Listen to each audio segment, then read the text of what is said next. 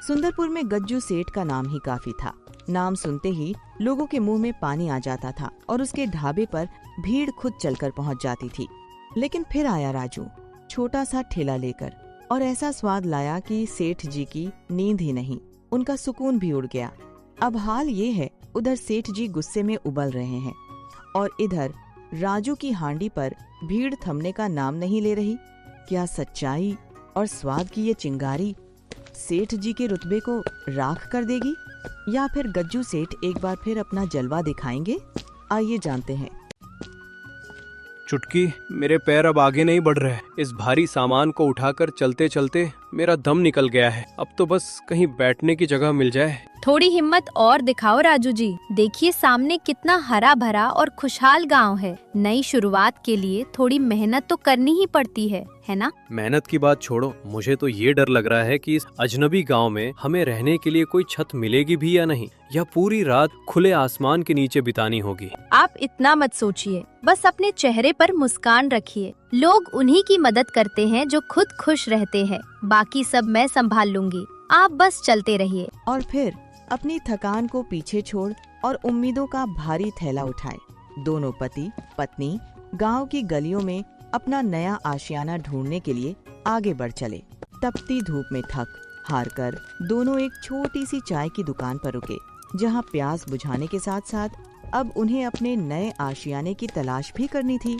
बेटा, थोड़ा सा ठंडा पानी पिला दो, धूप में चलते चलते गला सूख कर काटा हो गया है। क्या तुम बता सकते हो कि यहाँ पास में कोई ऐसा घर है जहाँ हमें किराए पर कमरा मिल सके? पानी तो मैं पिला दूंगा अंकल, पर यहाँ घर ढूंढना आपके लिए टेढ़ी खीर साबित होगा। गांव के किनारे शांता अम्मा का घर तो है, पर उनका मिजाज इतना कड़क है कि वो किसी को टिकने नहीं देती। अरे बेटा, नारियल भी तो बाहर से कड़क होता है, पर अंदर से उतना ही मीठा और नरम निकलता है। तुम बस हमें रास्ता दिखा दो, हम अम्मा को अपनी मीठी बातों से मना ही लेंगे। रास्ता तो सीधा ही है, पर एक बात याद रखना कि गांव के बीचों बीच गज्जू सेठ का ढाबा है। वहाँ के खराब खाने और सेठ के कड़वे गुस्से से हमेशा 2 कदम दूर रहना ही आपके लिए बेहतर होगा। गोलू से रास्ता और चेतावनी दोनों लेकर राजू और चुटकी एक नई उम्मीद के साथ अब शांता अम्मा के उस कड़क मिजाज वाले घर की ओर बढ़ चले।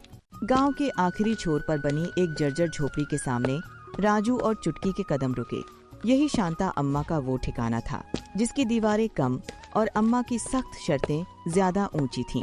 घर देखने आए हो तो पहले कान खोलकर सुन लो। दीवारें टूटी हैं और छत से रात में पूरे तारे दिखाई देते हैं। अगर इसी हाल में यहाँ गुजारा कर सकते हो तो बताओ, वरना अपना रास्ता नापो। अम्मा, छत से तारे देखना तो बहुत रोमांटिक होगा, पर अगर गलती से बारिश हो गई तो क्या हम घर के अंदर ही नदी में तैरेंगे? अगर थोड़ा बहुत मरम्मत करवा देती तो बड़ी मेहरबानी होती। किराया सिर्फ 700 रुपया ले रही हूँ, इतने में तुम्हें कोई शीश महल नहीं बना कर देगी। अगर ज्यादा सवाल जवाब करोगे तो मैं अभी दरवाजा बंद कर दूंगी। अब जल्दी बोलो, क्या इरादा है? अम्मा, आप जरा भी घबराइए मत, हमें ये घर पूरी तरह मंजूर है। इन टूटी दीवारों को हम अपनी मेहनत से सजा देंगे और छत को दुआओं से ढक देंगे। बस आप अपना आशीर्वाद हमें दे दीजिए। अम्मा की डांट और टूटी छत के बावजूद चुटकी ने इस खंडहर में अपना घर देख लिया था।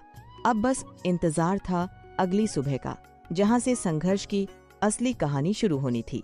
अगली सुबह सूरज की पहली किरण के साथ ही राजू काम की तलाश में गज्जू सेठ के ढाबे पर पहुंच गया। मन में डर था और आंखों में उम्मीद, क्योंकि यहीं से उनके भविष्य का रास्ता तय होना था। काम तो मैं दे दूंगा, पर मेरी सबसे पहली शर्त ये है कि सुबह सूरज निकलने से पहले तुम्हें यहाँ मौजूद होना हो। अगर 1 मिनट की भी देरी हुई तो उसी वक्त अपना बोरिया बिस्तर समेट लेना। जी मालिक, मैं घड़ी की सुई से भी तेज चलूंगा और आपके ढाबे के सारे बर्तन ऐसे चमका दूंगा कि आपको उनमें अपना चेहरा साफ नजर आने लगेगा। बस आप मुझे एक बार मौका दे दीजिए। भाई, सेठ की कड़वी बातों का जरा भी बुरा मत मानना। ये तो सोने की चिड़िया से भी बेगार करवा लें। यहाँ अगर टिकना है तो बस अपने कान बंद रखना और अपने हाथ हमेशा चलते रहने देना। पेट की आग बुझाने के लिए तो इंसान को कुछ भी करना पड़ता है भाई। बस दिल में यही उम्मीद है कि शाम को जब घर जाऊं तो कुछ पैसे हाथ में हो, ताकि घर का चूल्हा जल सके। भारी मन और थके हुए कदमों के साथ राजू काम पक्का करके घर की ओर निकल पड़ा, ताकि वह चुटकी को यह खबर दे सके कि अब उनकी मेहनत का सफर शुरू हो चुका है। गज्जू सेठ के ढाबे की लूटपाट देख उस रात राजू और चुटकी के बीच अपना खुद का काम शुरू करने का एक बड़ा और साहसी फैसला हुआ। चुटकी, गज्जू सेठ अपनी एक प्लेट बिरयानी के 150 रुपए वसूलता है, लेकिन स्वाद ऐसा है कि इंसान को मटन ढूंढना पड़े। ये तो गांव के भोले लोगों के साथ सरासर नाइंसाफी और लूटपाट है। यही तो हमारे लिए सबसे बड़ा मौका है राजू जी। हम अपना खुद का काम शुरू करेंगे और मिट्टी की हांडी में मटन बिरयानी पकाएंगे, जिसका स्वाद चखते ही लोग गज्जू का ढाबा भूल जाएंगे। लेकिन मटन और मसाले तो बाजार में बहुत महंगे मिलते हैं। हम सिर्फ 60 रुपए में प्लेट कैसे बेच पाएंगे? कहीं ऐसा ना हो कि मुनाफा कमाने के चक्कर में हम अपनी जमा पूंजी भी गंवा बैठे। हम शहर के दिखावे पर नहीं, बल्कि गांव के असली देसी स्वाद पर भरोसा करेंगे। मोटे चावल और घर के कुटे मसालों का इस्तेमाल करेंगे, जिससे लागत भी कम आएगी और स्वाद भी बेमिसाल होगा। चुटकी के हौसले ने राजू के डर को उम्मीद में बदल दिया। अब तैयारी थी एक ऐसी बिरयानी की जो पूरे गांव का जायका बदलने वाली थी। अगली सुबह सूरज निकलते ही चुटकी ने चूल्हे पर अपनी जादुई हांडी चढ़ा दी और देखते ही देखते मसालों की खुशबू पूरे मोहल्ले में फैलने लगी। चुटकी, इस मिट्टी की हांडी से जो सौंधी महक उठ रही है, उसने तो मेरी भूख को 10 गुना बढ़ा दिया है। तुम इसमें ऐसा क्या डाल रही हो कि पूरे मोहल्ले के लोग बाहर झांकने लगे हैं? इसमें मैंने ताजे नारियल का दूध और पुराने जमाने के हाथ से पिसे हुए मसाले डाले हैं। जब मटन मिट्टी की हांडी में धीमी आंच पर घंटों पकता है, तो उसका असली अर्क चावल के एक एक दाने में बस जाता है। पर क्या तुम्हें सच में लगता है कि लोग 60 रुपए की प्लेट पर भरोसा करेंगे? आज के जमाने में तो लोग महंगी चीजों को ही अच्छा और शुद्ध समझते हैं। हमें अपने स्वाद पर बहुत यकीन रखना होगा। आप बिल्कुल चिंता मत कीजिए, जुबान कभी झूठ नहीं बोलती। जब लोग पहली बार इस हांडी का जायका लेंगे तो उन्हें खुद समझ आ जाएगा कि असली मटन बिरयानी किसे कहते हैं। बस अब आप ठेला सजाइए। तैयारी पूरी थी और हौसला बुलंद। अब बस देर थी तो इस जायके को ठेले पर सजाकर लोगों तक पहुंचाने की। जैसे ही राजू का ठेला बाजार पहुंचा, हांडी की खुशबू ने जादू कर दिया। देखते ही देखते वहां लोगों की भारी भीड़ जमा हो गई और हर कोई इस सस्ते जायके को देख हैरान रह गया। अरे भाई, ये कैसा चमत्कार है! सिर्फ 60 रुपए में तुम इतना सारा मटन और बेहतरीन खुशबू दे रहे हो कि पूरा गांव यहाँ खिंचा चला आया है। हमें तो यकीन ही नहीं हो रहा कि ये मटन ही है। भाई साहब, हम यहाँ धोखेबाजी नहीं बल्कि ईमानदारी का सौदा करने आए हैं। अगर आपको जरा भी शक है तो पहले एक चम्मच चख लीजिए। अगर स्वाद पसंद ना आए तो बिना पैसे दिए चले जाना। बेटा, मैंने अपनी पूरी उम्र गुजार दी पर ऐसा जायका आज तक नहीं चखा। ये बिरयानी बिल्कुल वैसी ही है जैसी मेरी माँ पुराने जमाने में लकड़ी के चूल्हे पर बनाया करती थी। मुझे एक प्लेट और दे दो। देखा चुटकी, बड़ी अम्मा ने तो हमारे खाने पर मोहर लगा दी। अब तो लोग कतार लगाकर खड़े हैं और मुझे लगता है कि आज हमारी हांडी दोपहर होने से पहले ही पूरी खाली हो जाएगी। बड़ी अम्मा की तारीफ ने सबका दिल जीत लिया। चंद घंटों में ही उनकी हांडी खाली हो गई और उनकी ईमानदारी की चर्चा अब पूरे गांव की जुबान पर थी। राजू के ठेले पर भीड़ और अपने ढाबे पर सन्नाटा देख गज्जू सेठ गुस्से से लाल हो गया। अब उसके मन में जलन और साजिश की आग सुलगने लगी थी।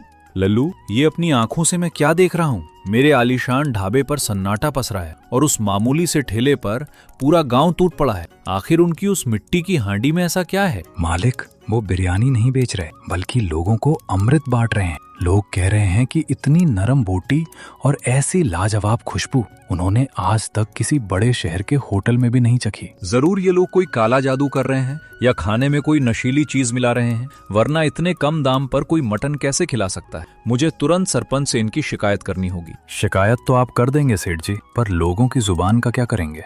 हमारे ढाबे के वेटर भी अपना लंच छोड़कर उन्हीं के ठेले पर लाइन लगाकर अपनी बारी का इंतजार कर रहे हैं। हार से बौखलाया गज्जू सेठ अब सीधे सरपंच के पास जाने की तैयारी करने लगा। स्वाद की इस जंग में अब एक नया तूफान आने वाला था। रात के अंधेरे में गज्जू सेठ दबे पांव राजू के घर जा पहुंचा। वह छिपकर उनकी बातों से कामयाबी का राज्य चुराने की कोशिश कर रहा था। चुटकी, आज तो मजा ही आ गया। लोगों को तुम्हारी इस बिरयानी की ऐसी लत लग गई है कि वो प्लेटें चाट चाट कर साफ कर रहे हैं, जैसे उन पर कोई जादू भरा नशा चढ़ गया हो। हाँ राजू जी, ये ईमानदारी और मेहनत का नशा ही है जो लोगों को हमारे पास लाता है। जो एक बार हमारा जायका चख लेता है, उसे फिर कहीं और का खाना फीका लगने लगता है। मिल गया मुझे सबसे बड़ा सबूत। इन्होंने अपने मुंह से कबूल किया है कि ये खाने में नशा मिलाते हैं। अब देखो कल सुबह मैं कैसे सरपंच को बुलाकर इन्हें गांव से बाहर फिकवाता हूँ। एक झूठी जीत की खुशी लिए गज्जू सेठ अंधेरे में ही वहाँ से निकल पड़ा। उसने मन ही मन ठान लिया था कि कल सुबह सरपंच के सामने वो राजू और चुटकी के खेल को हमेशा के लिए खत्म कर देगा। अगली सुबह अभी काम शुरू ही हुआ था कि गज्जू सेठ सरपंच को लेकर सीधे राजू के ठेले पर जा धमका। पूरा गांव तमाशा देखने के लिए वहीं इकट्ठा हो गया।